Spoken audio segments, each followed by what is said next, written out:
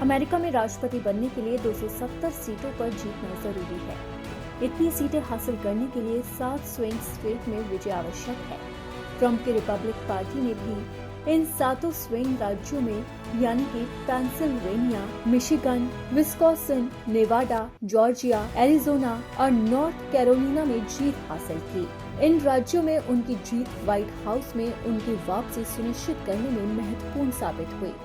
आपको बता दें कि ये स्विंग राज्य ऐसे राज्य हैं जो पारंपरिक रूप से ब्लू डेमोक्रेट या रेड रिपब्लिकन के पक्ष में नहीं है, इसलिए इन्हें पर्पल राज्य के रूप में जाना जाता है।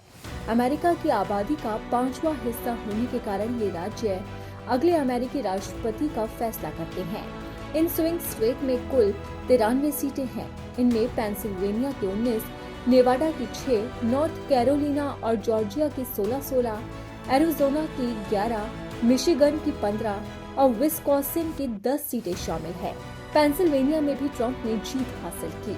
ट्रंप ने इस साल डेमोक्रेट से इस महत्वपूर्ण राज्य को वापस छीन लिया। 50.9% वोट हासिल किए और सभी 19 इलेक्टोरल कॉलेज वोट हासिल किए। कमला हैरिस ने 48.2% वोट हासिल किए और 2012 में डेमोक्रेटिक राष्ट्रपति बराक ओबामा ने इस राज्य में विजय हासिल की थी।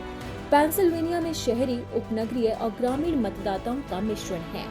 इनके राजनीतिक विचार भी अलग अलग हैं। साल 2020 में अमेरिकी राष्ट्रपति पद जीतने के लिए जो बाइडेन के लिए पेंसिल्वेनिया में जीत महत्वपूर्ण साबित हुई थी। ग्रामीण क्षेत्रों में डोनाल्ड ट्रंप को पिछले चुनाव की अपेक्षा अधिक मत मिले। विश्लेषकों का मानना है कि उपनगरीय और शहरी क्षेत्रों में अल्पसंख्यक समुदाय ने कमला हैरिस के समर्थन में उस तरह से मेहनत नहीं की जैसा उसने 2020 में जो बाइडेन के समर्थन में किया था। यही वजह है कि हैरिस को जॉर्जिया, उत्तरी कैरोलिना, पेंसिल्वेनिया और विस्कॉन्सिन जैसे स्विंग राज्यों में हार का मुंह देखना पड़ा।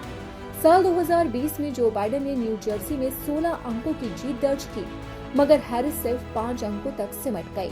वर्जीनिया में बाइडेन ने 10 अंकों से जीत दर्ज की थी, मगर यहाँ भी हैरिस 5 अंकों से आगे रही। ट्रंप को करीब 71 मिलियन से ज्यादा वोट मिले। साल 2020 में बाइडेन को 80 मिलियन से ज्यादा वोट मिले थे। तब डोनाल्ड ट्रंप ने मतदान में धोखाधड़ी का आरोप लगाया था। फिलाडेल्फिया और पीटर्सबर्ग जैसे उपनगरीय और शहरी क्षेत्रों में हैरिस को 80% से कम वोट मिले। ये आंकड़ा जो बाइडेन को मिले वोटों से भी कम है। खास बात यह है कि ये इलाका डेमोक्रेटिक पार्टी का गढ़ है। कहा जा रहा है कि आर्थिक, सांस्कृतिक और लैंगिक कारणों से बड़ी संख्या में अश्वेत और हिस्पैनिक पुरुष मतदाताओं ने ट्रंप का साथ दिया।